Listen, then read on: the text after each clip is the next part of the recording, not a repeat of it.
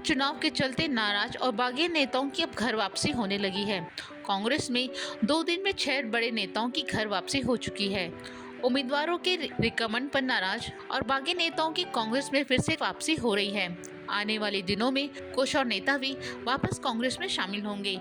अभी तक कांग्रेस में वापसी करने वाले ज्यादातर वो नेता हैं जिन्होंने विधानसभा चुनाव में बगावत करते हुए कांग्रेस उम्मीदवार को हरा दिया था। अब बताया जा रहा है कि करीब 6 नेताओं ने घर वापसी की है।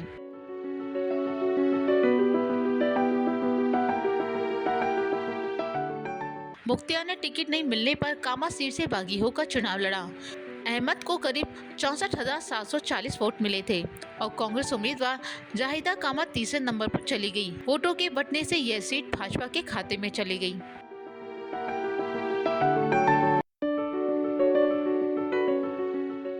सचिन पायलट के करीबी माने जाने वाले ओम विश्नोई ने भी टिकट नहीं मिलने पर सादुलशहर से निर्दलीय चुनाव लड़ा और 58,000 विश्नोई की बगावत से कांग्रेस उम्मीदवार के समीकरण बिगड़ गए और वो तीसरे नंबर पर चले गए।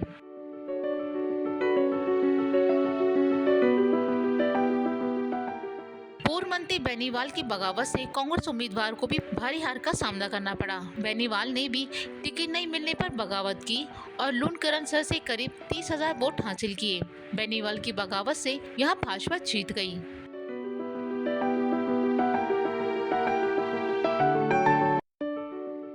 वहीं चीता ने भी टिकट नहीं मिलने से खफा होकर मसूदा से बगावत कर दी। चीता करीब 30,000 वोट ले गए, जिसके चलते कांग्रेस प्रत्याशी राकेश पारिक को हार का सामना करना पड़ा।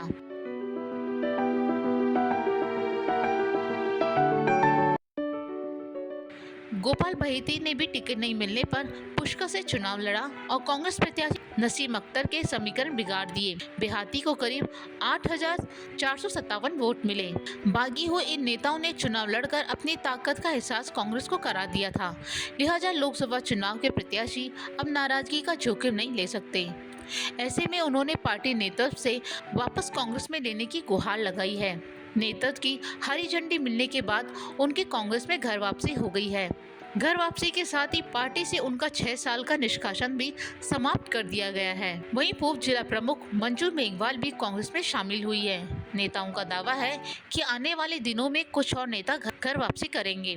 फिलहाल प्रत्याशियों की सिफारिश पर रूठे और बागियों की वापसी कांग्रेस में हो रही है और ये उम्मीद की जा रही है कि इस घर वापसी का इन लोकसभा चुनाव में उसे फायदा मिलेगा। लोकवार्ता न्यूज़, जयपुर।